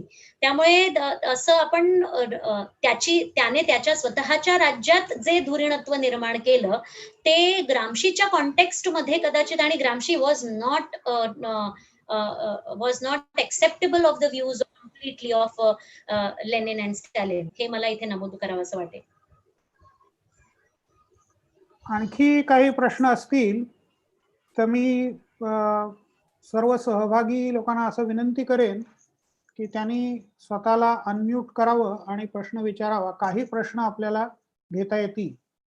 गोरख मांगवाडे यांनी हात वर केलेला मला दिसतोय. त्यांचा काही प्रश्न असतील तर ते अनम्यूट करतील आणि विचारू शकतील. किंवा सुमित गुरली, तुम्ही प्रश्न विचारू शकता. Good evening ma'am. बोला. हा, ऐकू येते का? आवाज ऐकू येते? हो, येतोय. Yeah, good evening, ma'am. Ma'am, I wanted to ask you when you mentioned about counter hegemony, and in the beginning you mentioned that Antonio Gramsci is someone who's a neoclassical Marxist. So I don't know why, but this question arises to me that how do you differentiate between Karl Marx's synthesis, what he talks of in his historical materialism, and counter hegemony, which is advocated by Gramsci? Karl मार्क्सच्या तत्वज्ञानामध्ये Marx हा materialistic conditions of society, उत्पादन संबंध, so basically production relations आणि control of economic resources याच्यावर भर देतो. He focuses on the economic factors more, and Gramsci tries to move away from that economic determinism and tries to highlight that how ideology plays a very important role in continuation of the capitalist state और the bourgeois state, right. आणि म्हणून marks जेव्हा synthesis बद्दल बोलतो तेव्हा तो synthesis आणि ग्रामशी जेव्हा हेजेमनी बद्दल बोलतो हे खूप वेगळं आहे. कारण मार्क्सचा बर्थ इकॉनॉमिक फॅक्टर्सवर आहे आणि रादर असंही म्हटलं जातं की ग्रामशीने राजकीय क्षेत्राची भूमिका आणि राजकीय क्षेत्राची प्रायमसी याच्यावर भर देऊन याचं महत्व, ऍक्टिव्हिझमची जी प्लेस आहे that is a place of politics, that is the place of that is a space created by politics, and that has to be highlighted, that can be used as a place to mobilize people, inspire people, moot new ideas, and a place to ask uncomfortable questions. त्यामुळे कदाचित त्या दोन्ही वेगळे आहे असं मला वाटतं. Thank you so much ma'am, thank you so much. मी मिलिंद मुरुडकर यांच्याकडे पुढचा प्रश्नोत्तराच्या सेशनची सूत्र देतोय. मिलिंद मुरुडकर हा आमचा स्टुडंट आहे आणि आता आम्ही आपला जो टेलिग्रामचा ग्रुप आहे त्याच्यामध्ये त्यांनी खूप चांगले प्रश्न पण विचारले आहेत. तर Milind Murudkar, you can take over. Okay sir, thank you. Sir, मला एक प्रश्न मॅडमला विचारायचं होतं की भारतामध्ये ग्रामशी विचारधारेचे नेतृत्व किंवा नेता असं मॅडमला असं कोणती व्यक्ती अशी वाटते आजच्या काळात? माझा आवाज येते का मॅडम? हो. जर तुम्ही प्रिन्सिपल सरांचं संबोधन ऐकलं असेल तर तुम्हाला हे नक्कीच त्याच्यात आढळलं असेल की बऱ्याच लोकांना आंबेडकर आणि ग्रामशीच्या विचारांमध्ये साम्य दिसतं आणि आंबेडकर म्हणजे अलीकडच्या काळातले आपल्याला 20th सेंचुरीचे जे महत्वाचे एक थिंकर आहेत इंडियन कॉन्टेक्स्ट मध्ये त्याच्यात आंबेडकरांचं नाव निश्चितच आपल्याला घ्यावं लागणार कारण त्यांनी जे प्रतिधुरीणत्व एक निर्माण करण्याचा जो सबॉल्टन वर्ग आहे जो शोषित वर्ग आहे जातीमुळे आर्थिक व्यवस्थेमुळे जो शोषित वर्ग आहे त्यांच्या प्रश्नांना पुढे आणण्याचा प्रयत्न केला तर त्याच्यात we cannot ignore the contribution of doctor Babasaheb Ambedkar and there have been many such social and political thinkers. आणि मॅडम दुसरा एक असा प्रश्न आहे माझा की भारतामध्ये फॅक्सिस्ट विचारधारा वृद्ध होते का असं तुम्हाला वाटते का सध्याच्या काळी? मी आय विल नॉट पर्सनली असं मी माझं हे वैयक्तिक मत आहे की कुठलंही राज्य फासिस्ट विचारसरणीकडे त्याचा कल होतोय ह्याचा जर विचार करायचा असेल तर एक महत्वाची गोष्ट जी ग्रामशी स्वतः म्हणतो की इटलीमध्ये काय झालं Italian state records to use of force and violence जर्मनीमध्ये पण तेच झालं. आपल्याला प्रेझेंट डिस्पेन्सेशन किंवा प्रेझेंट पॉलिटिकल पार्टी असं अपियर होत असेल मी कुठल्याही पक्षाच्या आता आपण पक्षीय राजकारणाबद्दल न बोलता मी ह्या विषयावर बोलायचं असं मला वाटतं की डायरेक्ट अशा कन्क्लुजनवर येणं की ही व्यवस्था फासिस्ट व्यवस्था होतीये हे is very premature is too early to make come to that conclusion. पण हे मला डेफिनेटली नमूद करायचं असं वाटणार की present dispensation definitely is not comfortable with troubled questions when they are asked, is not comfortable with ideas that are resisted. म्हणजे जे रेझिस्टन्स मुवमेंट मधून ज्या आयडियाज येतात त्यांना विचारल्या जातात त्यामुळे आणि प्रश्न विचारणं ही आपली सर्वात मोठी जबाबदारी आहे. We must pursue the right to resistance we right to question.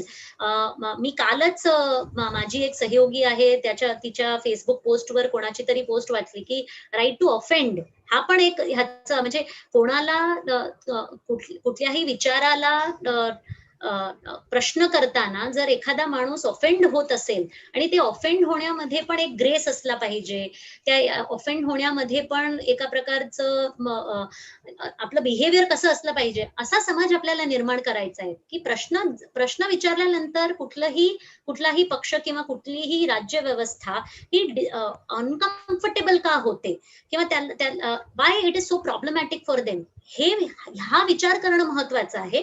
पण त्याचबरोबर मी असं म्हणेन की we should not jump to immediately a conclusion that we are moving towards becoming a fascist state. I still have lot of belief in the democratic institutions of a country and as a state specially in terms of Indian state आपण अशा fascist जे वारे आले होते मागच्या इतिहासात पण त्याला आपण रेजिस्ट करण्यात सक्सेसफुल आहोत. त्यामुळे आपण let's wait and watch and do not jump to a conclusion that we are we have become a fascist state असं मला वाटतंय. You may have a different opinion on the same. हो thank you madam. कारण का सध्याच्या काही घटना बघितल्यानंतर की आपल्याला असं वाटू शकतं की आपण फॅक्सिझमच्या दिशेने चाललोय की काय. तर त्यामुळे आणि कसं आता तुमच्या व्याख्यानामध्ये पण शेवटी त्या सगळ्या गोष्टींचा उल्लेख झाला तर त्यामुळे हा मला प्रश्न पडलं होतं. Thank you madam. तुम्ही मला दिलेलं जे उत्तर आहे त्याच्यात मी समाधानी आहे की सध्या आपण या गोष्टीपर्यंत पोहोचू नाही शकत अजून थोडा वाट बघावी लागेल. आणि इतरही so that we do not turn out to be a fascist state.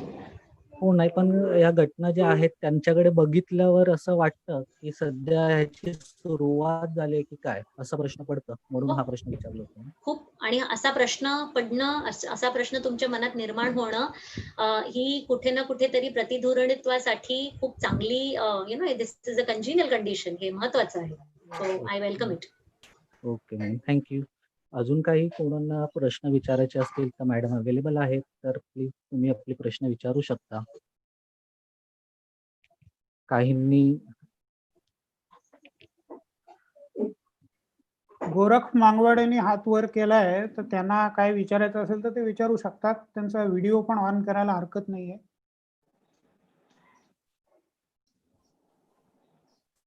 Milind आणखीन बघ, काही जणांचे हात वरती दिसत आहेत.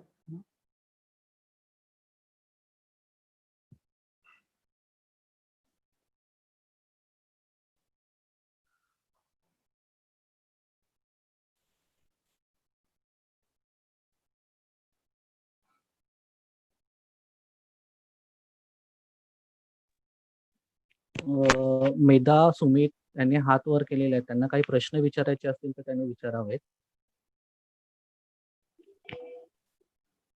अनम्यूट करा स्वतःला आणि प्रश्न विचारू शकता तुम्ही.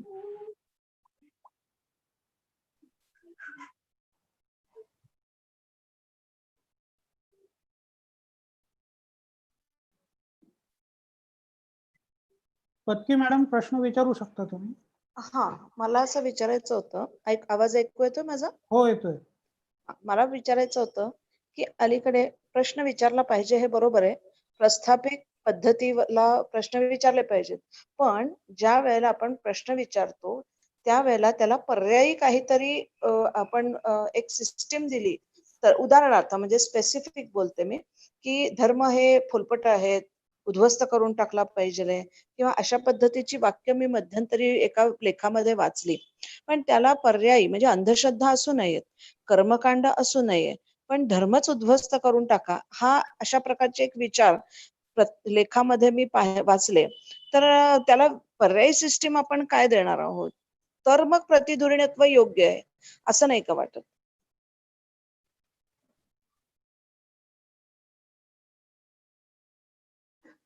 कुठलाही विचार जेव्हा एकांगी असतो किंवा तो असा एक्स्ट्रीम होतो आणि ज्याच्यात समाजामध्ये वावरणाऱ्या संस्थांचा सारासार विचार किंवा घटकांचा सारासार विचार जर होत नसेल आणि त्यातून जर एक पर्यायी व्यवस्था जर कोणी देत नसेल, तर त्याचा नक्कीच म्हणजे त्याचा नक्कीच फेरविचार व्हावा असं मला वाटतं. म्हणजे बाबासाहेब आंबेडकरांनी पण जेव्हा बुद्धिझम अंगीकार केलं तेव्हा he was somewhere he did not agree with Marx's idea that religion is the opium of the society and he embraced Buddhism, so Buddhist philosophy.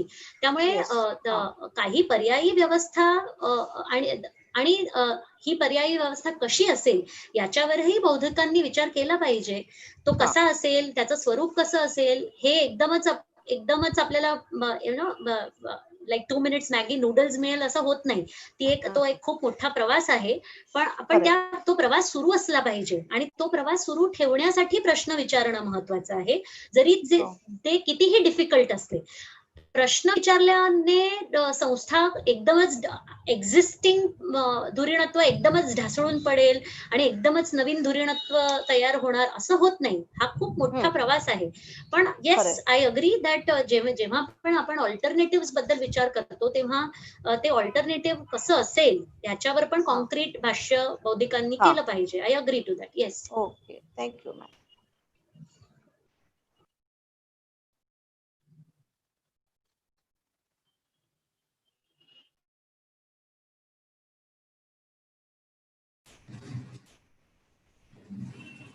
Medha Gorakh यांना काही प्रश्न विचारायचे असतील तर त्यांनी विचारू शकता, कारण का त्यांनी हात वर केलेला आहे. व इतर कोण पार्टिसिपेंट असेल तेही प्रश्न विचारू शकतील. Hello ma'am, good evening. आवाज येतोय माझा? हो, येतोय, बोला. एक प्रश्न होता की राज्यसत्ता ही राजनैतिक समाज आणि नागरिक समाज या संतुलनामध्ये होते, आणि थोड्या टाइमनंतर ग्रासे म्हणतो की नागरिक आणि सत्ता आणि व्यवस्थेत एकच आहे, अशी टिप्पणी त्यांनी केली आहे. तर ही कन्सेप्ट जरा सांगता का?